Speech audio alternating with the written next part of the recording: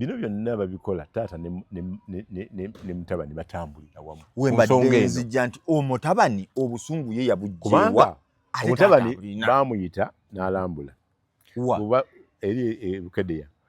Parliament yaliyo bamuyita ng'omugenyi omukulu. Parliament yagitwala Bukedeya ku makaaga agalinga aga State House. Kati wano ku misinde yawaddeyo milioni 10. Speaker. Anita Among. Nayonga n'apulejinga nti buli kyoyagala kyonna mu busobozi bwange nja kikola ki? Nja kukikola taata. Era nalabya ayina essaala gy'alayira. Kati esente ze father son biki n'agamba father ye president. Waliwo sente ze bagabana mu gw'omusanvu awo eza SACCO. Baani? Aba commissioner ojja kuwulira nabo ne bampuga bajja kujja mukwano gyange n'abalala ne bateekako gundi zo zigenze wa Anita Among mu northern ziyise wa gundi milioni 5 na zino zigenze mu eastern milioni 5 weziri schedule eri. Kakati ng'ogyeko ekyo waliwo sente z'abadde afuna eziri mu excess. Office ya speaker nga wagiwa obuwumbi ez'okusaasaanyaako nga buvudde kubuna buli ku 18. Ng'abakozi mu parliament bavudde ku 25 bali mu 100 ate nga tebalina we bayita kusaba yabawa emirimu. Era omuntu ayinza obutawona ku kyambe ekyo be bamu ko babadde bayitamu ssente za Anita Among nga tezigenza direct nga kuli Sobole mukwano gwange n'abalala abali mu office ezo. Sobole bayinza obutawona mu kintu kino bwe kiba kisigadde kikwajjanga bwe kikwajja. Era bw'aba mugezi kati agenda asekula ebinyimba byasekula nga kadaaga mugobi wano. Kubanga chances nene okufuna financial intelligence operation okufuna sente ezibadde ziyita ku account ye n'okuzikolera ku statement. Toyina bw'obaawula. Obole racket y'abantu era egenda okukwatibwa nnyingi. Of course bakugamba Financial Intelligence Authority egenda kuyingiramu. IGG ayingiremu. Bano ba CID aba bulijjo bayingiremu. ISO eyingiremu. Buli kibiina kyonna kikwatagana n'ensimbi bakompilinge balabe. Kati Museveni agenza okulaba nga bino ebibozi bya Ebulaaya mbu n'ebweru batulaba bubi nnyo mulisize enguzi nnyo wano kisusse bulijjo yagamba ebweru tebatukwatako batuleke wakalesa sovereignty ate ati wekwasa Bulaaya kiki ekyo. Nagamba president yayogera ekigambo Nawolovu ng'akitegeeza akyusa kala nali kulale Wakiso n'agamba mu Chameleon nayogera ebigambo bingi nga tojja mu mawulire nenze ekyo kyankolera amawulire. Era bannange baddayo eka ne bagamba tulina mawulire ge tufunye. Nze bantumye mu mawulire. Era kati bwakugamba nti Bulaaya batulaba bubi agambye mu buwulizeeko ebya wano nawa ne Bulaaya. Kati chance agifunye ti Bulaaya ne America bajja muwa feedback. Kyekiri eri lwaki bamuteekako embago information ki mwava kuki bagaye bwe muba temulina bye musobola kubuuliza wano mukozese external influence mufune information eyo njagala mu bwangu. Jukira ajagala mu bwangu leero 16 tulonda 25 tubuzayo wiki eji kati kadda gundi bamujje ku tension y'okunoonya akalulu ne nono abadda muvuganya ngagamba bajja kunfevalinga Nobert Mao tewali bamwogererako yavudde da mu kibalu bwanga taliimu. Nobert Mao bamukubye ettali taliimu niyo both yabyeganye. Toyinza kubikkiriza. Yagambye mu mpadde amawulire ye tali ku social media abiwulidde ku social media taliko naga nze sibimanyi na mwe muŋŋamba obofi ali ku tweet ya Geno CDF omusajja ono mu baminisita bonna yasinze okukola obulungi nkulaba. Yesu yagamba bw'ati yakwotiza ne Bayibuli okuluda. Era bannaye tumusabire nnyo gwe Kabanda naawe Adong mulabe nti nze nsoose okumwenda osinga.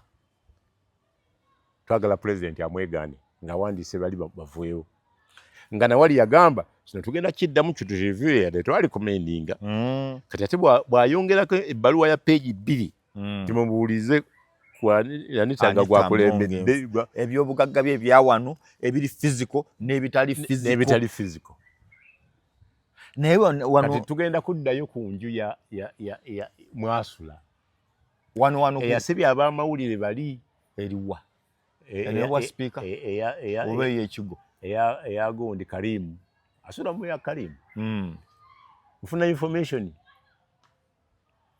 gye nayagala okubuuza ku Karimu wa Karimu mukwano gwange ng'omuntu si mukwano gwange nti tulina business nali nkolerayo ku Dembe FM nga mutabani we ankozesa interview ne mugamba omwana otamanyi mawulire olugulamu yaffe efa yayo omuntu nga namulekaawo kumukuumirawo gweyogera byoyagala oba mu leading naye nga ye tajja vaawo ne mugamba waliwo omwana akwesibako nti wali waffe Gaba Sikamberenge bamuyita Eddie nagamba yogera ku Eddie nayagala ku maama we nkulaba naye nasanga muyindi munnanga amuzaddemu nemugamba wano mu Buganda naawe oyogera Luganda bw'ozaala omwana oli omwana g'osanze naye aba mwana we muweeyo ka capital ave mu mberenge musumulula atambule oyamba abantu abatalina abatakwata naye oli wayagala ku maama wanyumirwa mu maama nga wayagala ku Wakyamu ene Kyamu Towers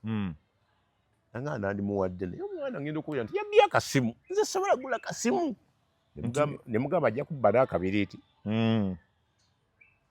muwe akasente bamusuke ayogere erinnya lutatange ndi chairman we ebiseera nali chairman nja kumuntalinga nampa millioni yes nange nampa ekinaana nenzimuwa myezi 3 ng'omusajja tava mu mberenge ne mugamba wabaaki sente nazifuna naye zansanga n'ebizibu ate guno mberenge zireeta naye inkamu eya bulijjo ennyenya zaali ntono yali agala kojja kunze yamulumba mukodomo omukyala bw'afa owuwe yennyini wayita ebbanga nanga ediyo yakyali yewammwe yakoze gyali mumpitire okuba osidanga mukulaba Edi naye yakulira ezo zonna ebizimbe ebyo byonna Edi yamala n'amutwala kati mubuuza Karimu tekizimbe bagamba wakiguzizza n'etamongo nagamba oyo mupangisa wange nimugana nalabye ku ndagaano ya Fojjale nti yasasuddeko bilioni 11 nga saaje nvaako nagendaga ebweru nja kudda agenda okudda nga babuto bali munda ne bajenoli nange story nenjita ngambe awo sisukkawo katono nnyo kati ye Muhoozi obusungu obungi ennyo ku Anita Amongi yamukola ki yadde kale byonna biriyo byogedde Muhoozi jeno akolera ku instructions za taata jajja obusungu oba alina kye yakola nga balina kye boogera ne taata ne bakkaanya naye talina mizi Muhoozi asirikidde bingi ku ekyo yagaanye okusirika kuba yaggyeyo ekya bofe nga tebannamugjayo n'agamba n'okugamba naye nze nina emyaka 52 sitolangako mu Royce netange tajidaba netange sirowooza nti yali naye sigenda kukkiriza corruption atuka ku style eno era ekyo ngenda kukirwanyisa n'amaanyi gange gonna yakubuulidde ekyokukola nti Royce kyekyekwaso nga bw'okuba omwana ng'omusanze ne sukaali naye nga yabbadde ebintu bingi n'osirika kati ebirala bigenda kujja mpola mpola kati ekyokubiri kyoyinza omugamba nti ayagala kujampinga cu bwe bakirowooza amababazi bamulowoozaako okwesimbawo nga tannaba kwesimbawo nemugoba kuwa secretary general kati nakino omuntu ng'afunye sente ng'alina capacity edduumira parliament netuuza ekintu n'ekiyisa ng'ate bamuganye yamuganako obutasensaling nga namuganza naye nga kijja kuleetamu obunaga nti nze ndi mu ntebe namusensaling namugamba kyokoze kyabwere tiyasayininga namuganza nasigala ng'atudde wayo Anita yakolaki president alina obuyinza obusobola okufufuggaza omuntu n'oguwalaba nti w'amaanyi gyali ng'amama Mbabazi bwe yabeerera w'amaanyi nga tasobola mugamba nti alitukako ne mukomera Nammere yakoze ekiyengo okutuuka kumufata tikyannumye Nammere yabadde alwanirira muntu we ekituufu yavumye ebivumo bingi by'otasobola kukkiriza ku Kabanda no kati wabadde ku basituzi b'ensawo babiri beeguddeko buli omu ng'amanyi munne era n'amugamba gwe ngenda kuddamu ku Friday we yamuzzeemu olabye kibamuzzeemu bamukutte Kabanda buli omu baagala muteeka mu kifo kye oli muntu waffe muhoza ajja muga oli muntu waffe n'ekino kirikole ki soko kikakkanye tulina kye tuvuga era yagambye nti nze ebyo bya social media biwagize yinza n'okuba gwabye n'oluzungu sirwero oyinza kuba wabye sayiningidde simanyi olina omwana asamanya afaana bwana nawe yamuganze nja kuddamu ku Friday naye naawe sooka oleeta empapula zo ez'e Masaka era DRF omuzizo kati abantu ababiri abasituzi b'ensawo bombi basituzi ono yakavaayo juzi era okumanya yakavaayo yasoma eguuni mu Gwokusatu nti buli alina akalandira ku PLU akalulu katuuka kawa Anita Among era yasomye kino n'agamba era ffe bamuffe tumuvuddemu akamwa k'omuntu sekandi Anita Among ayinayo chance yonna ebawunsinga baaka agirina n'akwata n'obwa sipiika tasobola bukwata bw'aba bukwata n'akozesa palamenti eno ya ssente nkulaba ate yaliddeko dda eyinza okujemera Museveni kuba n'abategetinze yaliddeko dda kuba pulezidenti agenda obbagamba temulya nguzi nga balidde ku nga abasuubiza 1,000 ani ekyokuba nazaako enfuufu temuli enguzi ate agamba naye kati babaweeko kashi 2 endala ngenda zibawa 8 azijjawa bawa n'endala kati gwe bagamba okuwa endala amanyi oli yalina ekisawo ani pulezidenti yalina ekisawo kati kino 10 pulezidenti aba awanguzi oba kyo kiba kitya ng'okiyita kiki gwambuulira nze naawe okirabye bakoze eki babadde n'ensako zaabwe buli lwoleeta olugezigezi balina we bakukomako eyayogera amazima ono Bank of Uganda governor agamba kino ekintu kyemuvuga kigenda tukola bwe kiti pulezidenti yamuwaliriza okukola ki okulitractinga n'ajjamu ebintu ebimu naye kyeyamukola kwe kumuleetera ababbi ng'alina kamera 165 ne bamubbako laptop 7 laptop bamugaa kati genda mpola n'ebirala bajja bitwala kamera ziyinza okulaga eyabba sente eyabba kamera baali tuddawo ezo kamera n'abasirikale bennyini ku gate baziyisaawa zafuluma zitya kati pulezidenti asobola okukozesa ekintu kaakati kino 10 pulezidenti Museveni awanguzi awakiye kuba twanditandikira ku ye tosobola kugaa nti singuzi kubanga ziri ku vooti ki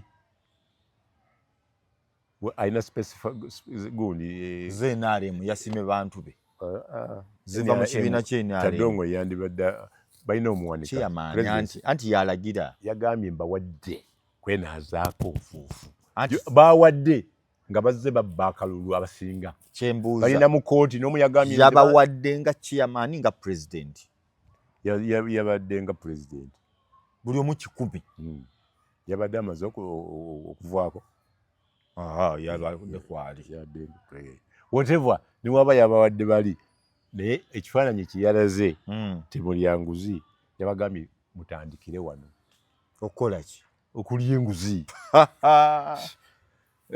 kati ezanita tebajja zirya tolinawo omudisqualifying okujjako ng'omuntu tekati mu kkomera bw'agenda eduzira tajja kwesimbawo bw'atagenda luzira ne bamuggyako statement ne bamulekawo ajja kwesimbawo taate n'abireka yabadde amusuubiza kifo ki ng'omugamba abiveeko tannaba namugamba kubivaako naweddeyo ekigambo simaya advisory simaya ate simaya biki ebyo Kadaga gundi tabyagala nga Kadaga bw'atabyagala nono tabyagala naye alina kumanya nti Kadaga ate Ssemujju abadde ajja amubuulira tekintu kyozimba ono omukulu omwana atuliko ajja kukwata omu ku mwenna yagamba bw'ati Ssemujju Nganda David Muhoozi naawe yamugamba yamuyita mpe simu yomozi oyo David Muhoozi ali kamunoonye wano mangu mu nsaasiri ntera okukeberako kangendeko mu tterekero so omuntu omusanyufu kati ye Kadaga kubanga afunye balance mu speed eyamangu ate bwasubwa bw'oba mujjako ekifo ekyo oba mugaano bwa sipiika oba nabulya ne bw'anaababulya nga taddemu ssente ekya seeke takiddako special sitting ejja kutuula ogati tujja kubeera namwa kati ogenda kuwira ebivaayo omuntu bamuteekako embaga ebweru tumubeera tutyatebeera tya seeke kati abantu abatasobola kumuwolereza nga babadde banne mu nkola eyo be bakigongo Moses n'amugoba yennyini first son abadde amutendereza emabegaawo so bw'aba kati alabye nga kyanguzi buli muntu yenna ayagala okulwanyisa enguzi bandiwagidde Muhoozi ku kintu ekyo naye tebakoma ku ye bagende ku balala bonna ne balaba omwambye abasajja abantu abasinga Nitamongo ssente bangi naye tebazirya bwe batyo yadde yazirya mu butuufu n'aziraga. President wano agenda kutugamba atya ku kino ekibuuzo IGG Betty Kamya bwe yavaayo n'awa President list y'abali b'enguzi ku ngwa mu Uganda yamugamba atya?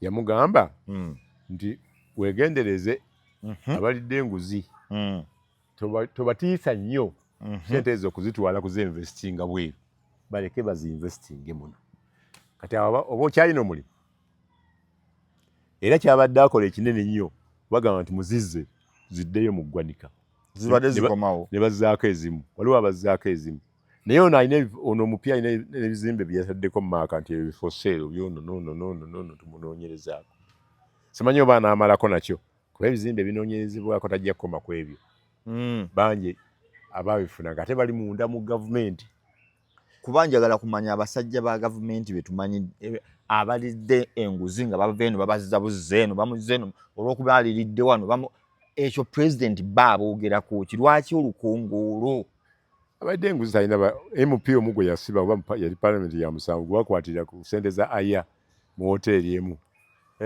waliwo ne Kazinda naye Kazinda bazisayininganga ne gundi ne Pius Bigirimana ate yali whistleblower. Ani yali whistleblower? Pius ku Kazinda yogamba nti oyo mubbi ripooti ya Auditor General okujja nga nti oli yali principal signatory gwe osobola okujjayo ssente nga nzi principal nga simanyi naye olw'okuba nti yali tali mu kiraasi eno erwanirirwa yakafiiramu nga Nandutu wakafiiramu nga Vice President Bukenya wakafiiramu n'atuuka e Luzira nga ku musango baaliko ne banne nga Pilot ono ow'Ebugoloobi we yakafiiramu nga balina Jim Muhwezi ye n'atuuka e Luzira bw'oba toli mu kiraasi etuuka Luzira totuukayo. Waliwo enkola President Museveni gy'azza akolamu okukuba abantu abo bakakasaamu nti ye alina obuyinza. Ojjukira mpa ku sitole ya Mama Mbabazi kale Kayihura amaanyi ge yateekawo mangu mwenna nga mukuba muntu omu kumubuliza mu ttaka. Kayihura yali alina budget etalina na Minister of Finance era nga bagamba nti genda oyoze ku gundi enfuufu aganye alemeddewo nga Kayihura yakikola.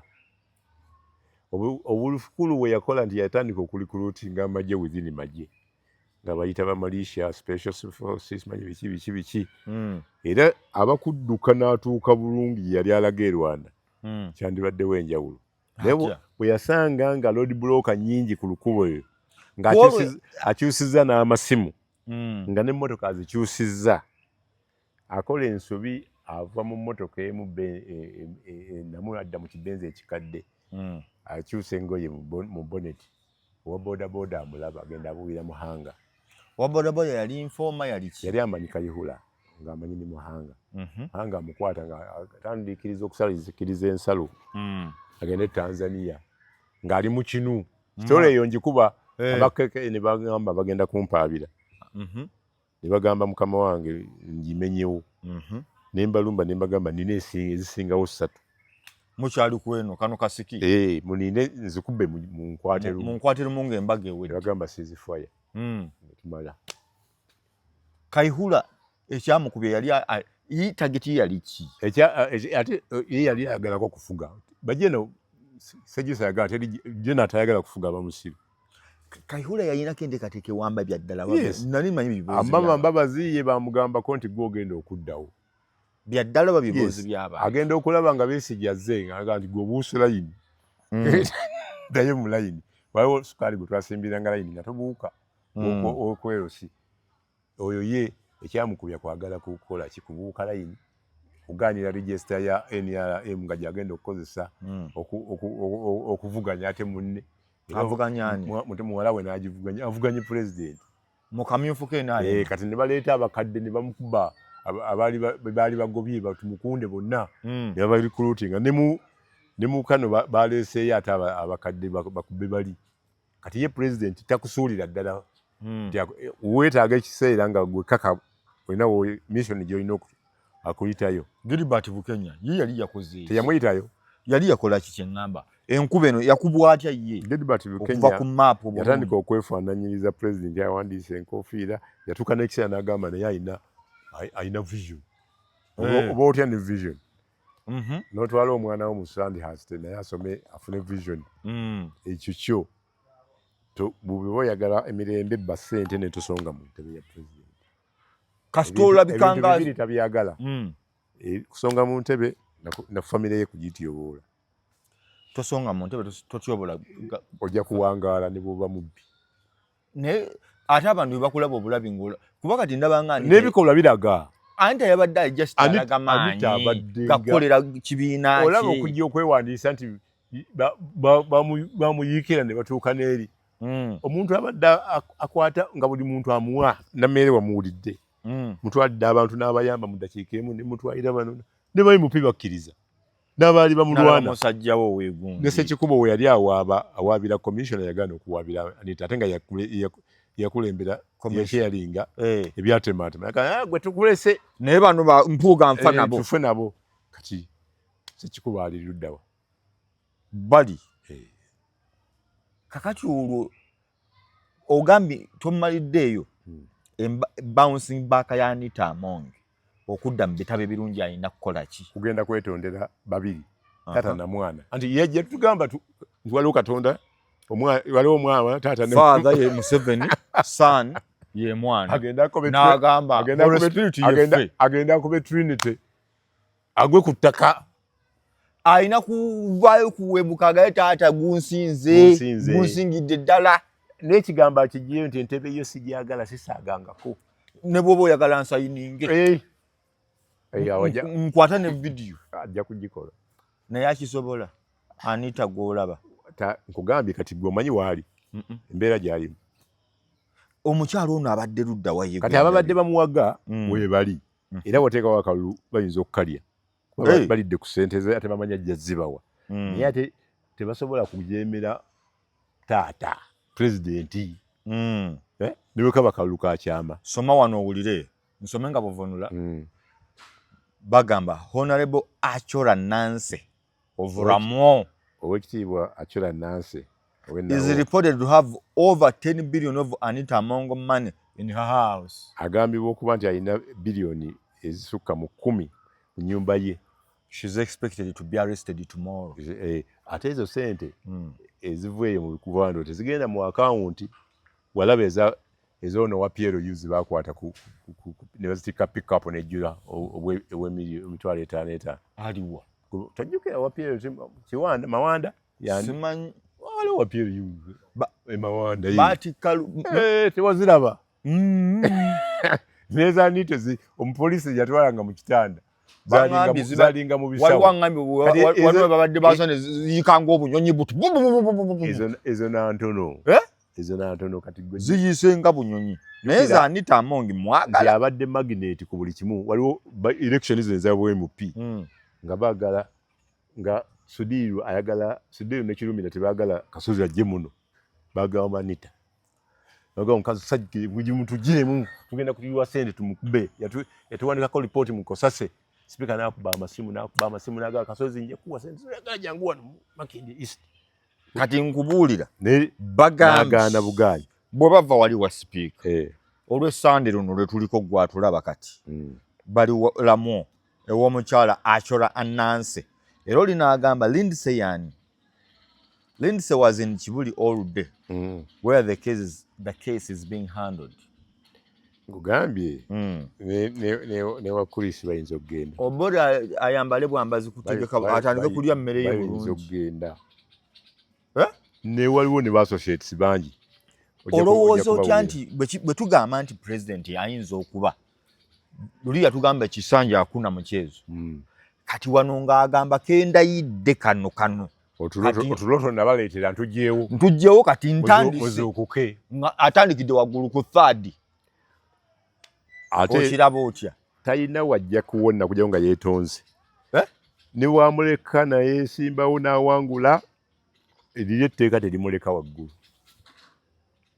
Kuba investigation zigenda agenda kulisayininga immediately nga yakamala okuyisa cabinet agiyisa ddi kamala okulayira. Nabagamba luli nti kuno okulayira kwa president Kasiki kati ekyawa sipiika y'embaga. Obwa sipiika okulonda sipiika y'embaga kubanga ye namba 3 president ayagalawo omuntu agenda okutuukiriza ebintu bye abituukiriza naye ng'alimu okweyagaliza bingi. Kati ye president ayagala funa yekka. Era kiweewuunya nga ne fufa omukulu obwa fufa bukuwiriddwa. Ensinga eneeba efunye ku nduulu ennungi. Simanyi ng'alemedde mu kifo ekyo Magogo. Naye guno gubadde mukono gwe ogwa ddyo. Ekirungi si kadongo kamu nti agenda kuba afiiriddwa nita yekka.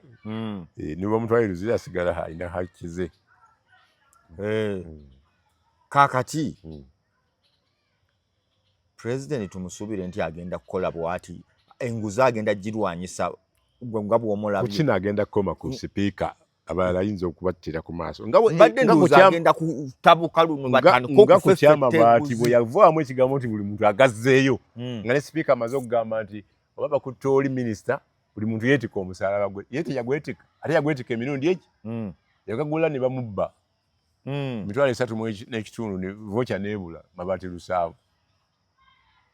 Naddamu n'asasula amapya ku siringisi 7.5 kakati bbeeyi yalinnye. Museveni omuyita mwangu eyawona yokka okugazza yagamba nti nze saagasaba nakateekako nakuddwayo soba nali bambulako mukole kyemuko kadaaga. Oyo Musoga naye gyali ewuwe ye muntu ayimira ne president namugamba nti oyo yalinyira ku luguundi nze nakola kino toyinza kutuyisa bwoti. Naye kati kuba kati oŋŋambi wabadde ontandika oŋŋamba nti nno bw'olinnya emmotoka ng'ova Masaka n'ogirinnya ku State Square ebadde egenda ejjinja. Kadaaga ekyo yakyogera wano nga mu lutalo lwe ne Anita batandika bonna mu bbaasi. Anti n'akimugamba naye president akiyunowalinga. Yamugamba atotuleetako olugezigezi wano Musoga nze mobilizinze bweti naye alina bwakuba okulaba nti tafa nakyo. Yamugamba bwakyabaze nga nze nabuze. Wali osobola okubweddizaawo. Era yagenda anyiize nga bagamba agenda mulwana. Bwe yali agenda okulayira n'agamba gw'omukwabiri abagenda okumperekerako. Ekintu ky'okusuula Anita Amonge mu kaseera kano nga president yakalayiro manyi ensi bw'eri mu kubunkenka abantu bali mu naye nga si kipya Museveni bakozeseza n'asuula bangi. Golonze oyo w'amaanyi nnyo. Alina gwe yasuula mu nsuula bw'eti embi bangi ne babonaabona n'amusuula n'amuteeka eri. Kuba oli yaŋŋambye bwe baali bagenda okukwata Kayihura basooka kitatta anti embwa eyo eboggola ne bagisenna bati nammere yabadde aboggola ne baleeta eno bugenza okukya. Kati nammere ajja kuvaeyo ng'agamba muli batuufu. Bano bampadde amagezi nabitegedde. Nammere baakutte wa bwereere. Nze bwe ndaba bwe babanga byensonga zino mpozi ng'alina ensonga ze ng'omuntu endala naye babibekuusa ku bino byabadde balwana ne Kabanda basanyukidde nammere yadde ayogera speed ng'ekyalaani. Alina bye yaggyeyo nga gundi tasobola biddamu. Era kye yakoze kwe kusala okulaba nti asenwa. Mukwate nga tannasajjula byama. Ebirala bibadde bikyajja. Nammere badde yagambye Friday eddamu ngenda kuleeta. Uganda naye beerangidde.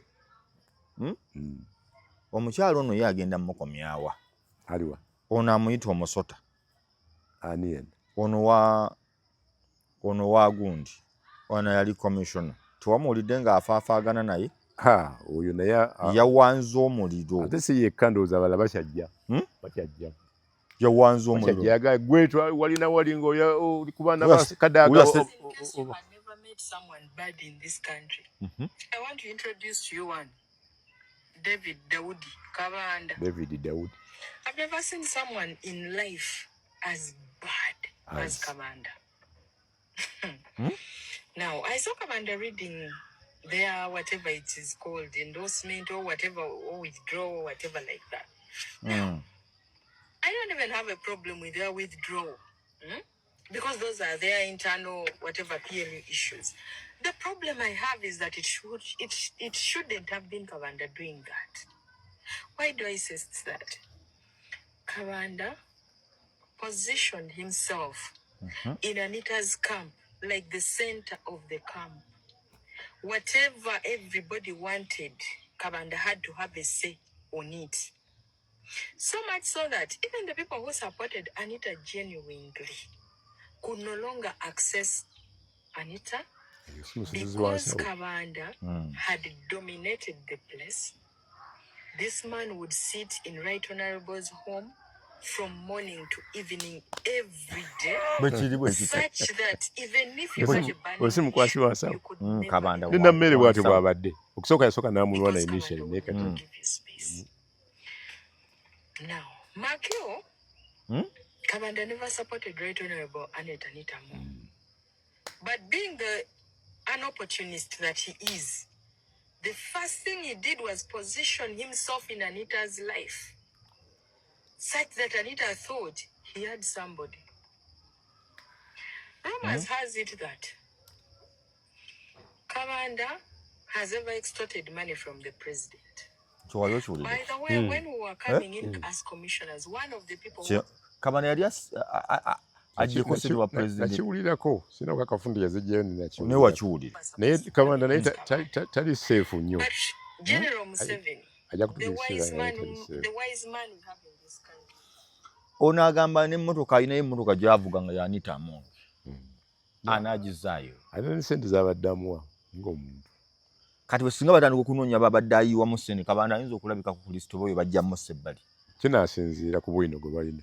Naye Nammere agamba asooka alageeza emisinde gya Geno. Okay. Siraje Lubwama mbadde naye. Tuba tukwatagana omulundi omulala insha Allah. Nze Nurdin Ntege kuva gye twatandikidde bibi birungi si birungi ekigenda maaso mu ggwanga kitokota. Museveni president omupya tugenda kumulabako nga alwanyisa enguzi okugijja waggulu oba ayina lutalo n'Anita Amongi kumugjawo nga yeekwese mu nguzi. Amanyi abantu abalina obugagga mu Uganda nga bwe babuuza baaziteekawa. Ababaka ba parliament abali ku nguzi yokka banaasoboka. Kamba siwulire wano. Assalamu alaikum warahmatullahi wabarakatuh. Kikyondaga nga tonnagenda. Ono agamba both iron sheet thief to parliament chief. Ne batuwa beneficiary of Karamoja iron sheet C. Mori ku Kaduchu amabaati 2. Rebecca Kadaga amabaati 5. Jacob both amabaati 3. Nozono Rukia Nakadama 3. Matia Kasaija 3. Kitutu Mary Goretti amabaati 13 yali yakoze eki. Deputy we yafuna 2. Bali basharinga kyenkanyi. Be bananyini bufu. Kyakulaga 3. Story eri wano mawulire kigano ye. Bagaita Resistance Daily Mail. Okay. Mbeyanziza gye twatandikidde ffenna mwebale kubanga mutambudde naffe. Nze Nurdin Ntege bobito ebitambudde. Ajja n'afuluma gwe balwana n'alwanyisa gw'obiraba otya. Uganda empya etandise. 2026 231 ani mutuufu ani mukyamu mweraba.